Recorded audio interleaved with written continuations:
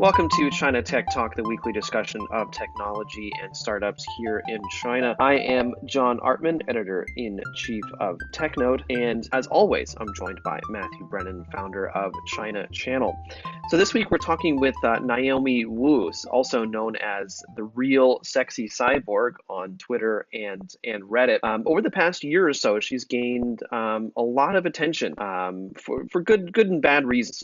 She is based in Shenzhen, and she is a maker. And so she has very successfully built up an audience on both on YouTube and on Twitter. And it was a really good conversation because Naomi is just this is her passion. This is her life in a sense. And so it's really cool to see someone. We've talked about Shenzhen before, but it's really cool to talk to someone who is living that, who is living kind of the hardware life in Shenzhen. Yeah, she very much is, right?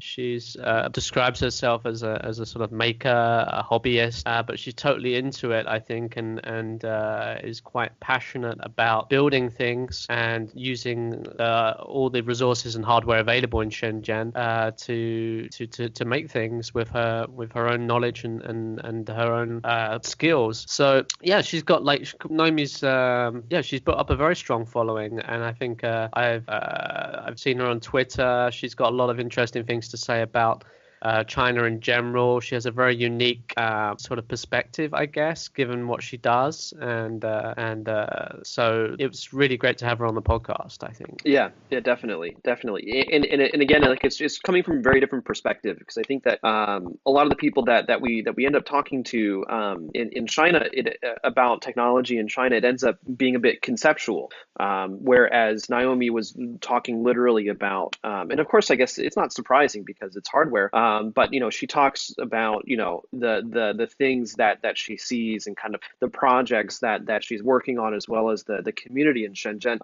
And so again, it was just a really great conversation, and we were very happy to be able to get her on. Yeah, a bit of a different one today, I think. Right? Today was I think this episode we're covering is quite different from the topics we usually cover. But it's definitely China, it's definitely tech, and so we want to explore more different areas as well. And so yeah, it's really nice to have someone from this particular area on the podcast, because we haven't covered it. And with that, we give you Naomi Wu.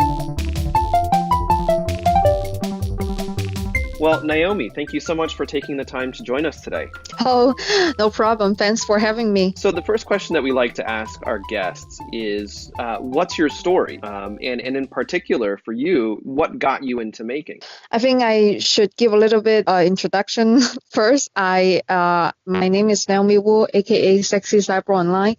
I'm a DIY and 3D printer enthusiast. I also have a YouTube channel. Mostly I'm doing vlogging now. And, because for me, my main job is to do web development before. Now it's switching to hardware, more so to hardware development. And I live in Shenzhen. Shenzhen is a great place to start this kind of thing. When I was in college, actually, I major in English, so I don't have any engineering background.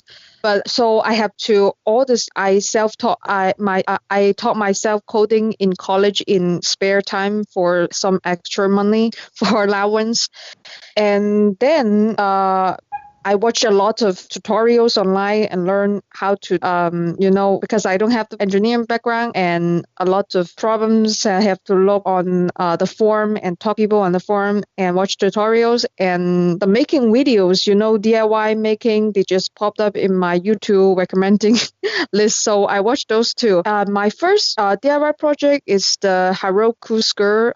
It's from a Japanese maker, and I saw that. I was like, why not make a little bit changes? So I did that in 2015, after the maker fair. There was a party afterwards. I went there and I showed up. People love it. So I stuck with it. Since then, I start making more and more. There is a kind of satisfaction in it too. It's different from web development.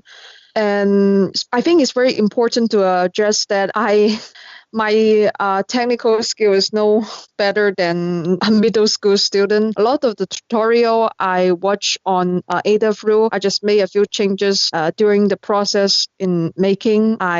Sometimes if I don't have a good inspiration or can't think of anything else, I will look for the sources on Adafruit and make some changes. And I can use Tinkercad. Tinkercad is meant for kids. So those are not high-end development skill, anything like that. So like my YouTube channel, I always say at the last part, if I can do it, anyone can do it. So a couple questions. So you said that you used to be doing web development. I remember from your Pastebin FAQ, but that was back in 2015. You said that you were doing web development. Are you still doing that? Oh, I still have two stable customers, but I'm doing less and less. I'm switching to hardware development. After all, I live in Shenzhen. It's a hardware paradise. I mean, why not? And I'm focusing more on my channel also because I have Patreon going. As I say, I'm afraid that every Wednesday I'm supposed to post a new video for my audience, but today really I can't rush through everything with the interviews, and so it got delayed. But mostly I also focus on now. I'm also a YouTube vlogger. I review products for Chinese companies. I show foreigners that some of our interesting Chinese products, and I still do DIY builds, but those takes a lot of time. So mostly now I'm just reviewing products, show the usability and functionality, what it can do to people. And I have my first project recently done, and it's a Sinobit. It's a programming tool for kids. It's a derivative of microbit and the German Calliope. But we have our own version now. It can display Chinese, Hindi, Thai, and Japanese, but the software is still in process. The hardware is done, but the software is still a long way to go, I think. But mostly what's more important for this hardware is I want to deliver a message for people. It's not just a computer programming tool. It's also for Chinese to learn the open source concept, because a lot of people don't know what's open source. They will put a logo on every hardware they developers say, oh yeah, we're open source. But the truth is they don't know what it means. And open source is not just about free stuff you can just take. It's about giving back to the community, reciprocation is a little bit hard for Chinese to process in their mind, like what is free, we're supposed to just take it.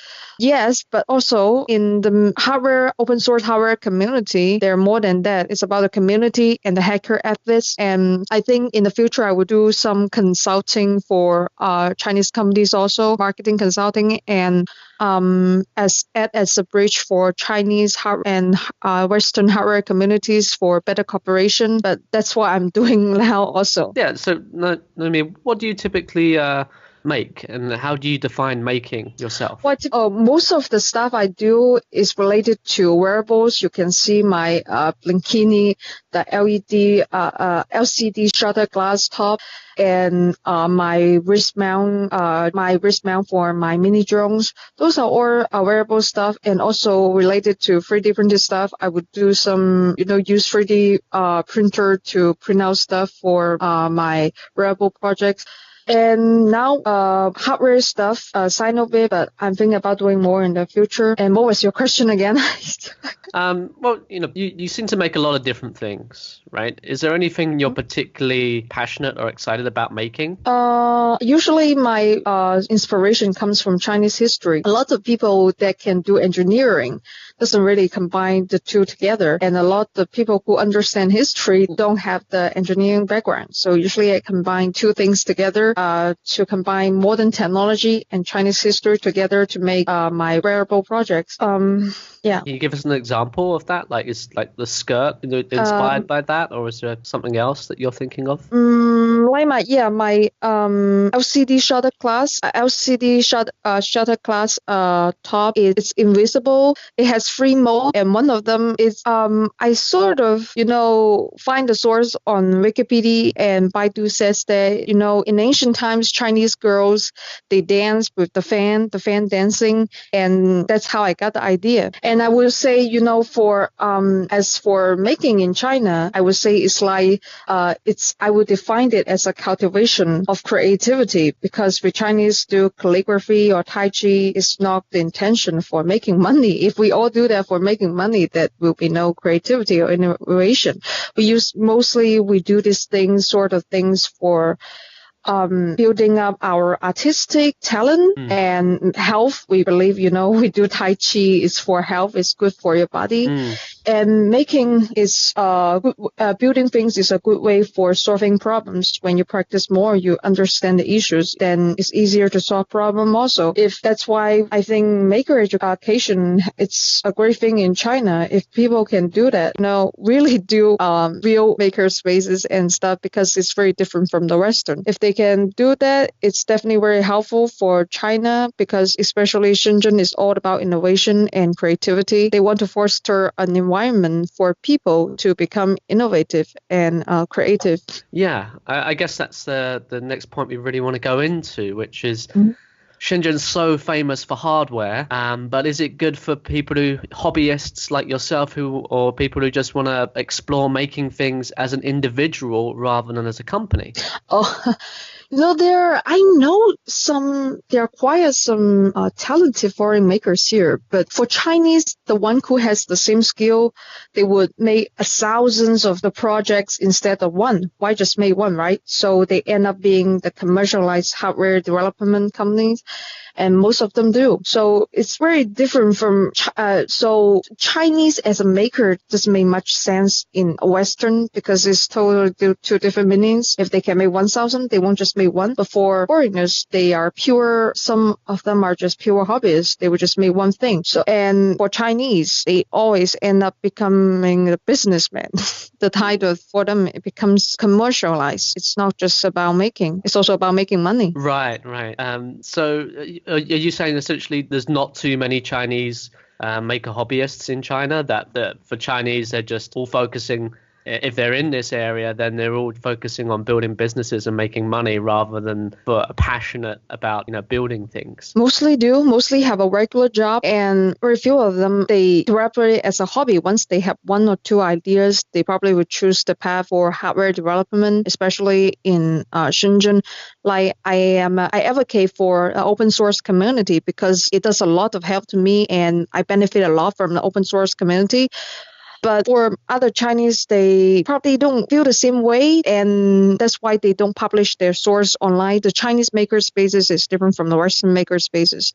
They might share, they don't just share good tools and the environment and the values. They also share their source codes online. But for Chinese, they probably won't do that. It's mostly for them. I just haven't encountered someone like that for like adult makers, but for kids, it's totally different things. But just for adults, like someone just build it as a hobby, purely do it for, I would say, something different, like calligraphy, painting, piano, more traditional stuff. For them, it's more likely for artistic things. They would do it just for, but also for very practical reasons, because when you develop a skill, it's easier for you to do other stuff. And they haven't seen the benefits in it, but they still do it, but just different from Western communities. Well, so I'm curious. So you mentioned, that Shenzhen doesn't really have any maker spaces, and you said that they're a little bit they're a bit different. So I'm curious, and so like let's say that I'm someone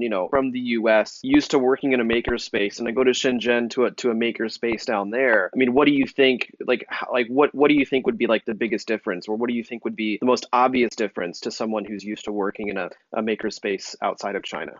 So if you are someone from the U.S., you used to work for maker spaces. The difference is you come here, if you want to teach kids for your own curriculum, it's very different, because Chinese also has a side project, like they have a front face as a maker spaces, and as they also have a company that develop the educational kit for kids or for middle school students. They usually export those electronics or they sell it to school. So the training classes they have in the maker spaces or the membership that for people to go in and use their tools. For foreigner needs to compromise for that. Like if you want to do something like actual making, I don't think they will probably ask you to teach them the skill so that they can have the skill, they can use it to train other people too. And it's usually it's like that. It's for teaching them, but if you want to act on your, like you want to do your own thing, you want to be all like, oh, it's for let's just make stuff, let's publish this, do this. They probably would do different things because they have their own products. They want you to help them to promote their own products, using their own products in the maker spaces, not purely for making. So for foreigners, usually they're act as a role of teacher and not so much for like a group of people, not so much for developing an ecosystem and a community. So then how is the maker community in Shenzhen? You know, you kind of mentioned that you hoped that, you know, in China it could be a little bit more open source. So is there a strong community, or do you find that it could use some improvement? So as I say, some of them have their so they have their own product, their own company. They're still a company, a hardware development company. And open source for most of them is still closed source. They're not open source. Of course, they say they are, but when you Google online, they never submitted their projects to the Open Source Hardware Association. And most of them get granting from government too. So they get tons of grants from government. Most of their audience are actually the people who pay them, of course, not really for the maker community. So they need to put on a show. They need to have someone on tell them they are authentic. Otherwise, why would people go there and use their tools, right? So some people are for front faces to show them they are authentic, real. But for the adult education, I just don't think that works in China. But for children, the maker education in Shenzhen, they're better. They are great. Like my friend Li Lao, she do maker education, and I think the quality is better. And those kids, as they grow up, I think they will become makers, like real makers in the future. Not now. For the people, I always say, why do we have to advocate open source in China? Because even though when they grow up and they major in engineering, when they were a kid, they're just using Shanzai Kong product. It's very hard to change the habit once it's all set in your head that it doesn't matter what to use as long as it's cheap. So I have to tell them, I have to find a way to explain open source to them and let them accept the idea of open source is about reciprocation. Like lineage, if they know that we always, respect elder people and our teachers, so they can accept that from lineage, and they can tell that, oh, if it's from German, it's from England, great, we learn it from them. If we learn it from someone, it's a lineage, you're supposed to give it back, right? So it explores the opportunity. It will create an opportunity for Chinese kids and Western kids to communicate with each other, because Chinese kids can post their project on the platform, and then the Western people see it and they can develop it from that too. But as I say, maker education for kids is different from adult, because hard to change your habits once mind is set, and also the environment for that is not, for makers. It's just for fun faith, for showing. Well, so what about you? I mean, like, are there any like meetups or people that you hang out with in the maker community? I guess like what I'm trying to get a sense of is not so much like maker spaces or open source, more just like, are there people in Shenzhen kind of like you that are doing it because they have a real passion for it? There are definitely people who are doing it that also have a passion in it. Like my friend who came to Maker Fair this year were invited by organization. And he really have a passion on, I know tons of people, they are, they don't come from a rich background, but they have a passion in makings, and they believe that if you have a skill for solving problem and making, it makes other stuff easier. Also, they might not be engineer or programmer. They just like to make things like me. And my friend did that. He make tons of interesting things, and he brought it to the Maker Fair here. And I saw when I was there filming, I saw tons of Westerners that are interested in his projects. Like, he does disruption stuff like me, disruptive things. I do disruptive tech, and he do what boys always do, making guns and flame fire flames. So people are interested in that, and he also has he co-founded his own maker spaces to teach kids. So it's a kind of business model for him too. I don't do that. I do it just as a hobby, but they do that so that they can, because there is no other sources, no other funding sources for them. If they don't have relationships with the government, they have to create one by themselves. So he posted on the crowdfunding website, and I think now he's opening another one. He's going to have free offline maker spaces, but those are not funded by government. Those are funded by the people who find this project interesting and wanted to help. And like Kickstarter as a package, if you sponsor them, you can learn something as a curriculum one for period 1, 2, 3 like that, so that they learn the skill from him. And he's a very skillful craftsman, I would say. I don't think his major is engineering, probably is media like that, because he makes good videos for.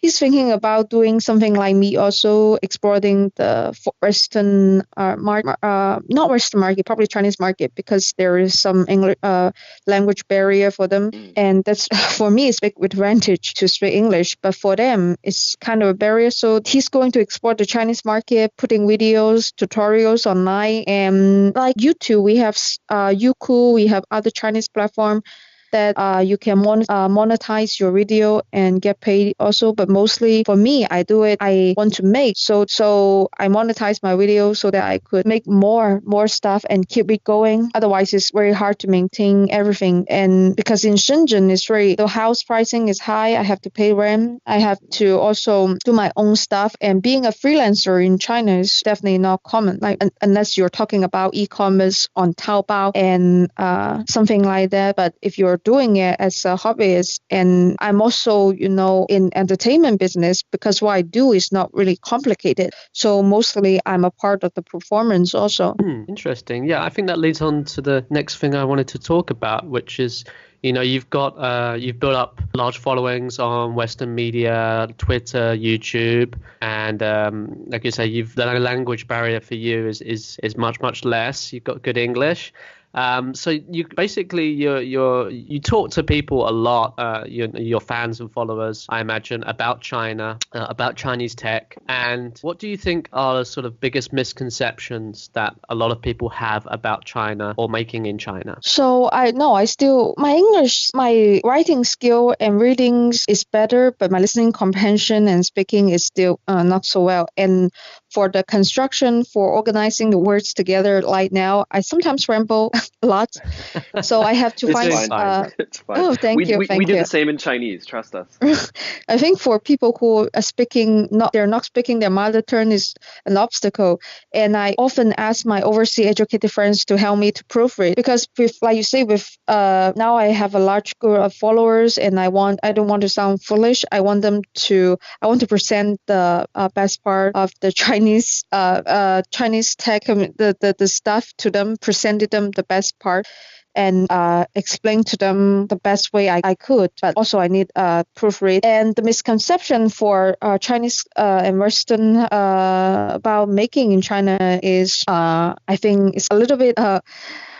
I repeat the last question is that in China, a lot of maker spaces they get a lot of grant. They get granting, so they get a large grant for putting on a show. Unlike the foreign Western maker communities, they do that. They just use the space for good tools and good environment and do something they like. It's different. We do it mostly. We have two. One is for hardware development. One is as a front face to get more funding. So when they really think that, must be because we also use, kind of funny white monkey as a front face. We believe it's more authentic. If we have a white people pointed out that it's more authentic and people will believe it, and it's easier to do it in ways like that too. If there is no real substance, you are neither going to publish your source or you don't, or you just find an easy way to ask somebody to do do it for you, right? And so Western, they come to China and they were like, oh yeah, it's authentic. They take some pictures with them, and really it's none of their business. It's not like they really care what's going on here, right? But I care because I'm Chinese. I'm supposed to, point it out if something is not in the right direction for Chinese development. And they come here, they have their own plans to, like European. They have sort of projects going on with the Chinese university, and they probably say, yeah, Chinese are existing us now so that they can get funding too. I'm not quite sure what's their deal, but they have their own thing, and the Chinese maker community have their own thing. So but I'm doing my own thing, and I will keep doing my own thing. But I also pointed out that what they should do to change them to make a difference, so that we won't stuck in this situation. But if they insist, that's nothing I can do. But I find it for our kids, I think they're very different from the adult education, maker education. They're different, and because they have access to maker education, they will have a lot of kids I've met. They are really smart, and their thinking is a whole lot different from the adults I met. So I'm looking forward to see what our future Chinese maker can do. But I think there will be difference. There will be a difference being made in the future. Yeah, I think so. Yeah, there's definitely a trend of young Chinese wanting to explore things because they're passionate about it, they're more independent, and they're under less pressure to make money. So I think these are all good trends for the sort of maker community and encouraging kind of area. And of course, the tools are getting easier and easier. For most people, they thought that it's about, a process, about learning everything on one subject, but it's not. For me, if the tool like Photoshop, if the tools are getting easier, we have made to them, I just use different tools to do things. It's called a tool chain, so that you use multiple tools to finish one project. But people think you need to acquire a large amount of knowledge on one subject in order to do that. But as the tools get developer and it gets easier, it will be easier to do what we used to do also. Like we used to have to do like language, like program language, we have high end and we have front end and back end. So front end is different from back end, but as those tools going and the package get upgraded, it's different. It will be easier for us also. Like computers now and back then is different also. So I'm curious. So you mentioned that you do quite a few reviews of Chinese hardware. So I'm wondering, looking at the products that you review, kind of the companies that you've interacted with. I mean, what's your opinion of Chinese hardware? I think that it's like for Matt and I, it's very easy to be pretty big boosters of hardware in general, and I think more and more people are looking at Chinese hardware as kind of trendsetters in some ways. But I mean, do you agree with that? I mean, like, do you think that Chinese hardware in general is getting better, more innovative? A lot of them, Chinese often look for ideas from Westerns. Shenzhen is still a very young city, and we have innovative people too, especially for hardware development, industrial designer. But some of them, we will call this Shenzhen generic. You will see computers and phones almost look identical. But the development process is very quick in Shenzhen. It's true that it's growing at it's more efficient for us to that's why I say when I develop a Sinobit, it's a leverage for me in China because of this location. It's easier to get things done, and as a Chinese person, and it helps me to learn hardware here too. But how you innovative, of course, they don't share around each other, and the ideas they don't, and that's the design. They're all patent, but definitely there are some innovative design out there. And for hardware development, I think for incubator like hacks, people should go there and go through the process so they know that how it works in China, right? If you've never been to China and you just have an idea, you can look for incubator like that. But for me, I would say hardware development, it's easy to get things done. And one of my friends has just, is going to launch his Kickstarter project. He was raised in America, an Asian American. So he used to be a photographer, and now he has this idea, and he come to Shenzhen and make it come true. And when I first saw it, I'm like, oh my gosh! Maybe I a little bit. I think underrated him. So the product is awesome, and it's made in Shenzhen. Made in Shenzhen. The quality is better than any of the other products I own. It's a camera. So I was like, really? It's developed in Shenzhen? So I have some doubt in my head too, because I never seen anything like this. So I was quite surprised. And so if I know the sources, I think I will cover with them in the future too. If someone can do something like this, it's remarkable, amazing. But it's not everything. Like for if you only have an idea and you don't need a mass amount of it, like it's not for Kickstarter or for crowdfunding. I'm not sure if it's the best idea to just come to Shenzhen and develop it. If you only need a small amount of it, it's just a proof of concept and a small DIY project. If you can do it in America, it saves your time. Then do it in America or other countries in Europe. But if you want a large quantity of it, you want to make it a brand. Make it accessible for people around the world. You want to sell your projects right around the world. So I think it would be a good place to start from Shenzhen. And it's because with the ease of getting access to parts and professional talents, it's a great place to get hardware development done in Shenzhen. So look, going back a minute to Chinese hardware, I'm really kind of curious. And so, again, looking at like the products you've reviewed and things like that. I mean, like what's been your favorite product to review, or maybe what's your favorite like which category of hardware products do you think is the strongest? For me, mostly I review products at home. I don't do because I want to keep it make it. I do honest review, not like even though I'm Chinese and interacting with Chinese, I still try my best to do a good job. And because most of my audience, they are foreigners, so they need an honest review. They can buy online from China. And most of I interact with is 3D printer companies, and they just send me 3D printer, and I will build it. I tell my audience the usability. Usually, I review products that are accessible to everyone. Like it's easy to use. I present them the usability, not not the complicated parts, the engineering parts. If there's any problems, I will come talk to the company and engineer try to solve the problem. But in Shenzhen, VR is also very big. But they want me to do it in their studio, or I need to go there and they set up for me. I usually don't do that. Generally, that's not the way I do things. I do it at my house so that I can unbox it and people can see how I do it, so that they can do it by themselves too. Mostly, I do things that I review products. I can do it on my own. I doesn't require a lot of help. If it's heavy, I can find someone to carry it for me. But if they need me at person, they say, "Oh, come to our company so that we can." Talk and I can set it up for you. So if they need me to cover for them, they only have a prototype. They haven't produced the product yet. They only have the prototype. I usually turn them down. I'm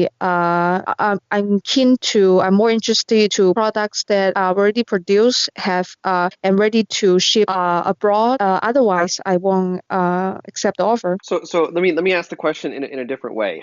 How many of the products you've reviewed have you gone on to keep using in your own projects or workflow? Action cameras I use almost every time when I try to film my videos. 1, 2, 3, 4, 5, about 6 or 7. Because mostly I use 3D printer for my wearable projects, and I use them quite often, almost every week. Now I use this month I spend more time on interviews and media, but usually it's like a workhorse. My 3D printer just print every day.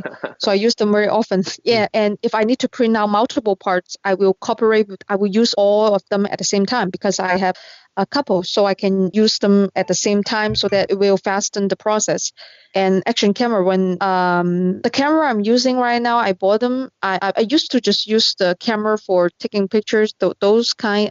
People think it's more professional, but the quality I don't think it's not that good. And the camera I'm using now is better, but they're not for they're not real products. I just bought them.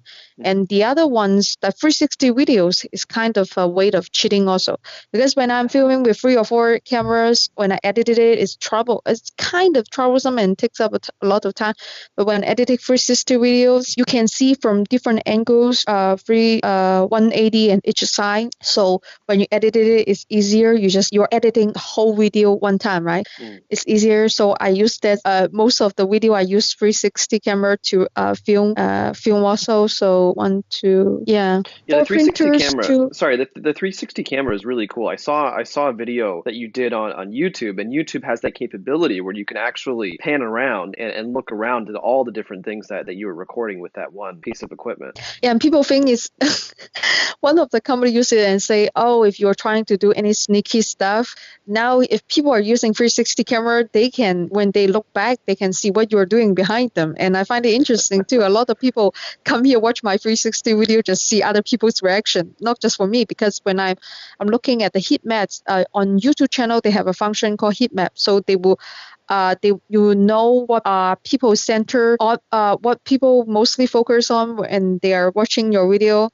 That's funny, they watch people's reaction and sometimes they focus on me, but I look at the comments, sometimes it makes me laugh so hard because they were like, oh, look at point 56, there is a guy behind you doing this and that. I'm like, oh, really? I will go back and do yeah, they're like detective. They will go through each frame and they will tell you what's going on. So I think for vloggers and for people who are trying to get a reaction of what people think, that would be a good tool.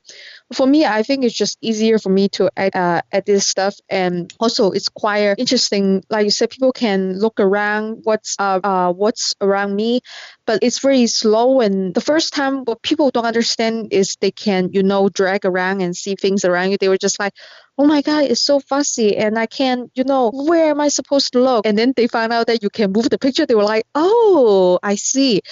And the resolution is low if you don't set it high. Usually it's 1080p. It will be easier to see the picture. But otherwise, they were like, so fussy. I don't know why you're using that. But I'm like, actually, I write it in the description box. I'm like, do this and do that, and then you will see what's going on. And usually because they don't read the instruction, then it's their fault, not my fault. You identify yourself as a transhumanist, and we just thought we'd ask, what does that mean to you? Is it something to do with cyborgs?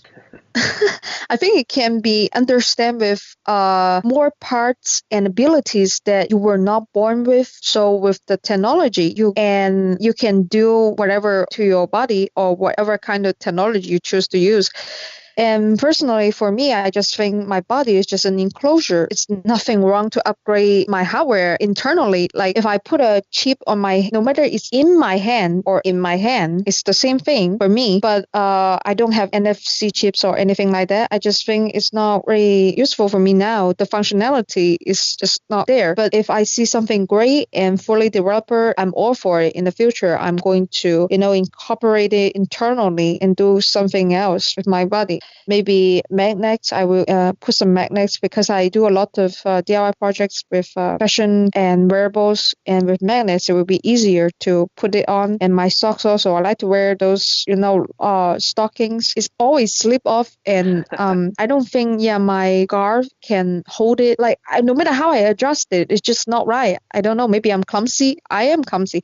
And with the magnets in your body for wearables, it will be easier for me to present. And I think that would be more interesting for people to see. So, I mean, do you see this like transhumanism or physical upgrading? Do you see this becoming a trend in China? I mean, like, are there many like-minded people, that kind of view the body in a similar way that you do? Yeah, some people they put NFC implants in their body.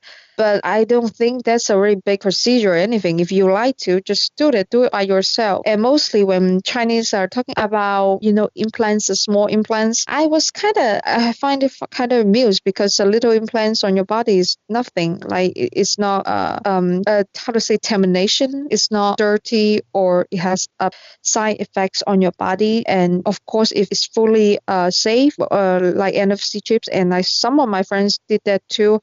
And they also have a fly tattoo. You can the implant will light up in the darkness at night. People do that sort of kind of thing. And for Chinese, there are some, I'm sure there are some, but I don't know. I don't know them. They're out there, but I don't know much. Mostly, which is probably like me, do augmentation. Like they go for a lot of.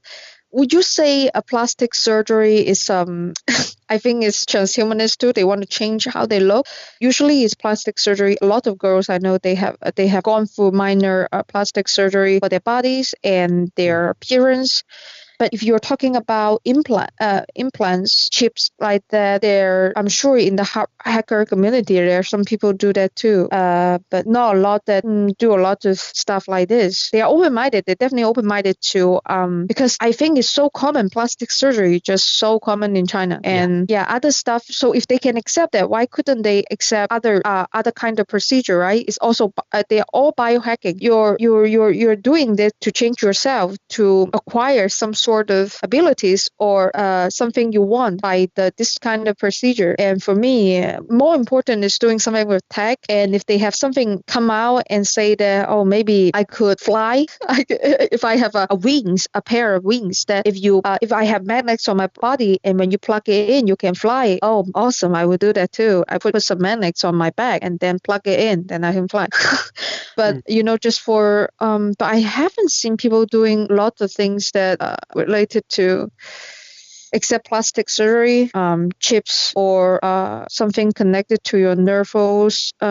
Because some foreigners, they do something with their nerves, how to say that, nerve plug in with their heads. They wanted to, they upgrade their consciousness or something crazy, but I don't think those are fully developed. Of course, there is a long way to go, so that would be a little bit dangerous, and those are not in my I'm not considering those right now. Sorry, Matt, go ahead. What about you guys? What if you can be different? You can be different than other people, among other people. What would you do on your bodies? I think upgrading your body with biohacking makes total sense. It made me think of, I saw Hugh He speak. He's from MIT at the Tencent Global Conference a month ago, and he actually lost his lower legs in an accident, and he's a rock climber, and he got them replaced. Synthetic legs. Yeah, with synthetic legs, and now he's actually a better rock climber than he was before, because he's got these like new legs which are like much better for climbing, and so he was talking about this whole topic quite deeply, and he's a sort of global expert in this area, and he was talking more about artificial intelligence, though, about how eventually it will, we'll be able to combine and augment our minds and our abilities to think with what's coming out now with artificial intelligence. But I think that's quite some way away. But certainly the potential there is really, really, it sounds really cool, basically. That you can have like superpowers, and he's very much at the forefront of this, doing research in America. So there are people who are exploring the possibilities of combining man and machine quite seriously. I can't say personally that I've got any chips in me or anything like that, but I think it makes sense, and I don't know, like I haven't seen any. It hasn't, apart from like women have plastic surgery. That's fine. I think that's quite normal and accepted. But with for men, I don't think there's too many men who like change their bodies with surgery or with augmenting themselves in some way.